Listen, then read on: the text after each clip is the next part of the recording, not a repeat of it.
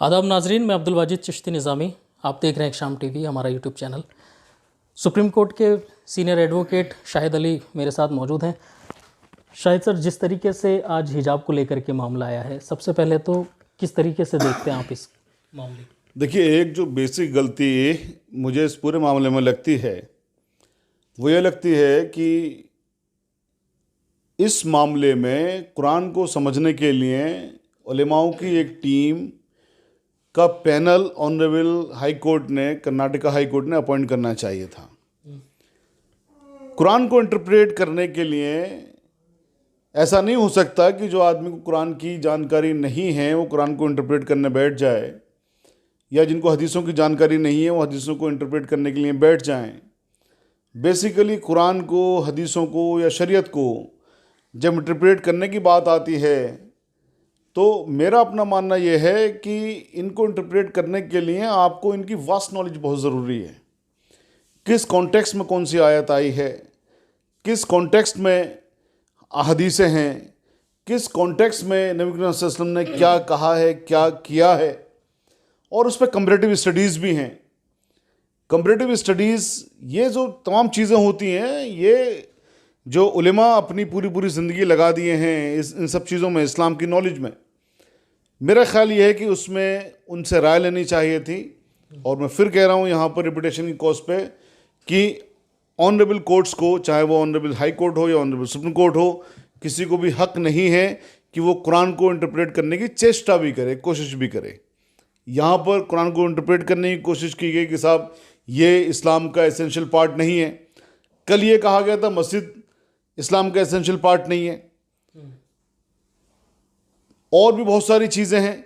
तो इस्लाम का essential part क्या है, अब हमें ये बताया जाएगा कि इस्लाम का एसेंशियल पार्ट क्या है, ये हमें कौन बताएगा? उधर एक गवर्नमेंट इस तरह के कानून लेके आती है, इस तरह के रूल्स लेके आती है, फिर वो कोर्ट में मैटर जाते हैं, और कोर्ट में वहाँ पर 2 जजेस या 3 जजेस जिन्होंने कभी कुरान को नहीं पढ़ा, हदीसें नहीं पढ़ी, उनको इस्लामिक नॉलेज उनको नहीं है, वो उनसे फिर फैसले वहाँ पर करवाए जाते हैं। तो जिस तरह से ऑनरेबल कोर्ट्स, अभी आपने दिल्ली में देखा कि बेसमेंट्स के अंदर दिल्ली में पानी आ गया, तो एक्सपर्ट कमेटी बनी कि साहब पानी क्यों आ रहा है, या फूड प्लेन्स में वो लगाने की बात थी, पेड़ लगाने की बात थी, वहाँ पे किस तरह के पेड़ लगने चाहिए, ये एक्सपर्ट कमेटी क्यों बनी? क्योंकि उन लोगों को जानकारियाँ हैं, उन लोगों ने पूरी ज़िंदगी लगाई है उस सब्जेक्ट में, उस सब्जेक्ट की तह तक जाने के लिए कि आखिर ऐसा क्या है, क्या होना चाहिए। तो फिर कुरान जैसा मसला, हदीस जैसा मसला, जहाँ पर मतलब जिस फेथ के मानने वाले दुनिया के अंदर करोड़ों लोग हैं, उस फेथ के साथ आप इस तरह से खिलवाड़ कर रहे हैं कि वहाँ पर आप एक्सपर्ट की ओपिनियन भी नहीं ले रहे, आप खुद एक्सपर्ट बनने बैठ जाते हैं। कैसे एक्सपर्ट बनेंगे साहब? तो ये जो बेसिक गलती है, तो सुप्रीम कोर्ट में एक हमारी चीज़ यही होगी, बहुत बड़ी मांग हमारी इसमें ये होगी कि इसमें आप एक्सपर्ट कमेटी की ओपिनियन लीजिए कि क्या ये एसेंशियल पार्ट है या नहीं है, और ये ऑनरेबल कोर्ट्स को इंटरप्रेट करने का हक नहीं है। अब जिस तरीके से, एक मिनट में आपकी बात को बीच में रोक करके, अब कानूनी एतबार से आप क्या करने जा रहे हैं, या और दूसरे लोगों को क्या करने की ज़रूरत है? हमने देखा जिस तरीके से ट्रिपल तलाक का मामला आया और उस पर कानून बना, क्या उसकी की तरफ ये फिर एक दूसरा मामला सामने आ रहा है और इस पर कोशिश की जा रही है इस पूरे मामले को? देखिए, आपके जो 2 सवाल हैं, एक सवाल के अंदर एक तो यह है कि हमने क्या करना चाहिए। चूँकि हम कानून के लोग हैं, तो हमारा मानना यह है कि हम सच के लिए और हक के लिए तब तक लड़ेंगे जब तक कि हम कामयाब ना हो जाएं। कानूनी रास्ते जितने भी हैं, हमने उन तमाम कानूनी रास्तों को अपनाना है, और हम कानून के ज़रिए बहुत सारी लड़ाइयाँ जीते भी हैं। बहुत सारी लड़ाइयाँ हम कानून के ज़रिए लड़ने के बावजूद भी हम हक पर हैं, हम सच पर हैं, हम दुनियावी एतवार से या फॉर द टाइम बिंग हार गए हैं, लेकिन वो हार परमानेंट नहीं है। हमें यकीन है कि वक्त इंशाल्लाह फिर हमारा भी आएगा जब यहाँ पर ये सारे कानून पलटे जाएंगे एक बार से फिर। तो हम उस उम्मीद पे लड़ रहे हैं कि या तो हम आज जीतेंगे, या आज नहीं जीतेंगे तो हम कल जीतेंगे। हमें कानून का ही साथ देना चाहिए और कानून का ही साथ लेना चाहिए। हमने कोई भी ऐसा काम नहीं करना चाहिए कि हम कानून से बाहर निकल जाएं, उसकी परिधि से बाहर निकल जाएं। कानून का मुल्क है। अगर एक आदमी आपकी बात नहीं सुन रहा है, किसी जज ने फैसला गलत कर दिया है, मुझे यकीन है कि वो फैसला करेक्ट होगा ऊपर की अदालत में। अगर अब करेक्ट नहीं हुआ है तो बाद में करेक्ट होगा। देखिए, मैं ये बात क्यों कह रहा हूँ, आपने सुना होगा कि ऑनरेबल सुप्रीम कोर्ट ने के फैसले भी फाइनल नहीं है।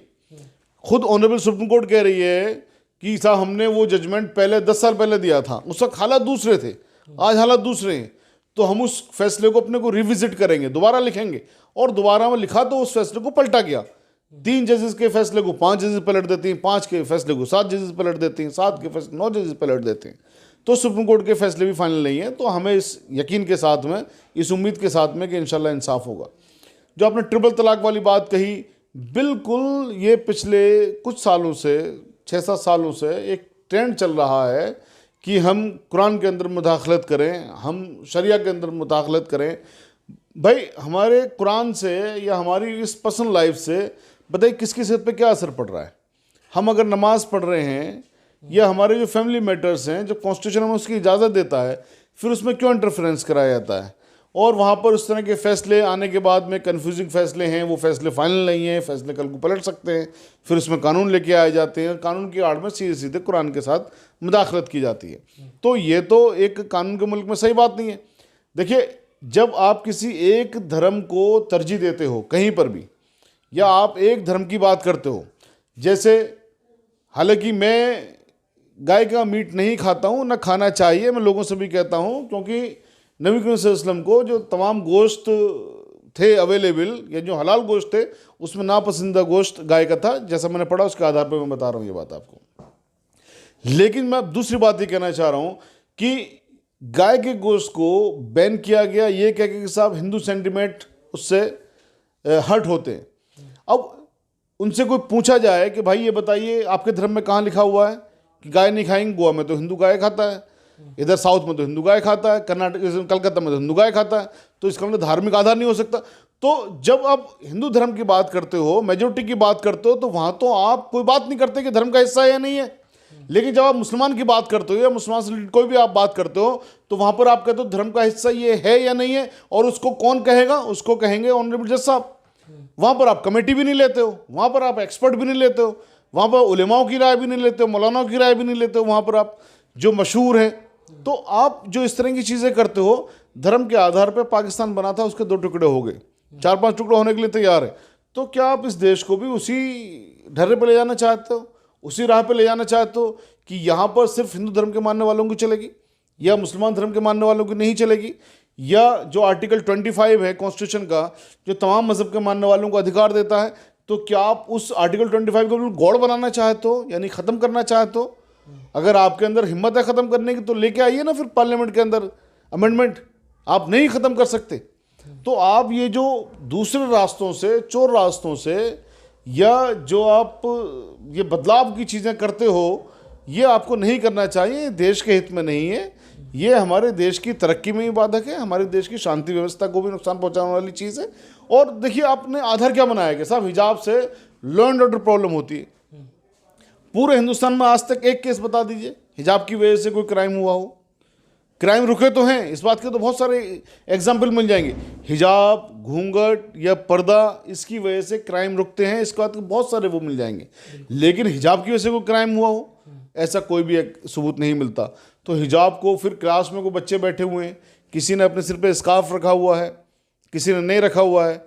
अब आप कहें जो हमारे सरदार भाई हैं वो अपनी ये सिर पे जोड़ी बांधते हैं, तो क्या आप उसको बैन कर देंगे? भाई उनका मन करता है, उनका धर्म कहता है, वो अपने धर्म को मानते हैं, तो इसको आप उन्हीं को पर छोड़ दीजिए ना। बहुत सारे सरदार भाई हमारे नहीं मानते हैं पगड़ी, तो ये उनका मन है, वो अपने धर्म को माने ना माने। ऐसे ही मुसलमानों को भी उन पर छोड़ दीजिए ना, वो अपने धर्म को माने ना माने, हमारी बहन अपने धर्म को माने ना माने, वो ऑप्शन उनके पास है कि वो पर्दा करेंगे नहीं करेंगी, स्कार्फ नहीं करेंगी। मेरा ख्याल है यहाँ पर ना सरकार को मुदाखलत करनी चाहिए और ना ऑनरेबल कोर्ट्स को। अब उलमाए दीन के पास क्या रास्ता रहता है, वो इसमें आगे क्या कर सकते हैं? देखिए उलमाए दीन को मैं क्या सजेशन दूंगा। उलमाए दीन तो खुद इस देश को आज़ाद करवाने में भी उनका बहुत बड़ा हाथ रहा, इस देश की तरक्की में उनका बहुत बड़ा हाथ रहा। आज देश जो पूरी दुनिया के अंदर नामवर है, उसमें उलमाए दीन का बहुत बड़ा हाथ रहा है। पाकिस्तान के साथ में नहीं गए हिंदुस्तानी मुसलमान, उसके पीछे बहुत बड़ा हाथ उलेमाए दीन का है कि उन्होंने बाकायदा कॉल दी, लकुम दीनुकुम वलिय दीन, महात्मा गांधी के साथ में उनकी ज़बान से ज़बान मिला दी। महात्मा गांधी ने कहा कि हिंदू धर्म में कुछ भी ऐसा नहीं है कि हम मुसलमानों के साथ नहीं रह सकते। मुसलमानों ने कहा कि भाई हमारे पास ये आयत है, हम आपके साथ रह सकते हैं, आपका दीन आपको मुबारक, हमारा दीन हमें मुबारक। तो ये उलेमाए दीन की वजह ही है कि हिंदुस्तान में आज तक लोग प्यार से रहते आए हैं। ये तो कुछ फ़िरका परस्त लोग हैं जो इत्तेफाक से सरकार में भी आ गए हैं, तो अपनी सरकार को बनाए रखने के लिए, बचाए रखने के लिए या आगे बनाने के लिए इस तरह की पॉलिटिक्स कर रहे हैं। तो उलेमाए दीन को मैं कौन होता हूँ सजेशन देने वाले कि क्या करना चाहिए? मेरा ख्याल ये है कि उलेमाए दीन हमें सजेशन दें कि हमें अब और क्या करना चाहिए अपनी इस वक़ा के लिए, अपने मज़हब के लोगों की वक़ा के लिए, इस हिंदुस्तान की वक़ा के लिए, हिंदुस्तान के हम हिंदू भाइयों की बात करते हैं, सिख भाइयों की बात करते हैं, हम सब की बातें करते हैं, किसानों की बातें करते हैं, इन सब की वक़ा के लिए हमें और क्या करना चाहिए, वो हमें मज़ीद हमारे सामने सजेशंस दें, हमारे लिए रास्ता बताएं।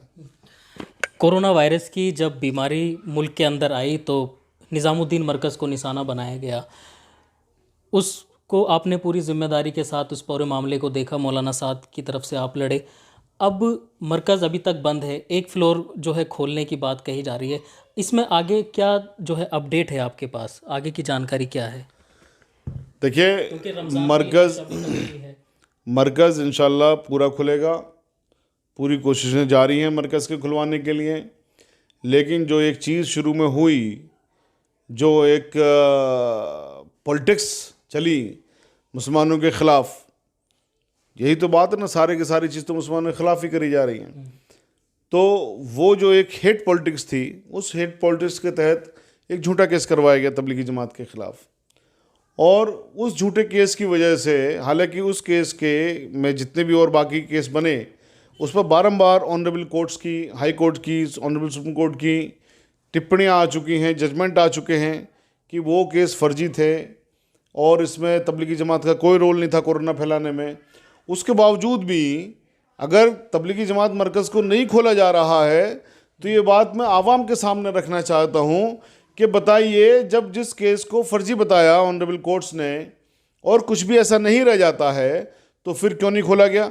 यही बात ऑनरेबल हाई कोर्ट ने इस बार अपनी उसमें कही थी, जब बहस चल रही थी कि भाई जब सब कुछ खुल गया है और तो आप इसको मरकज़ को क्यों बंद कर रखना चाहते हो?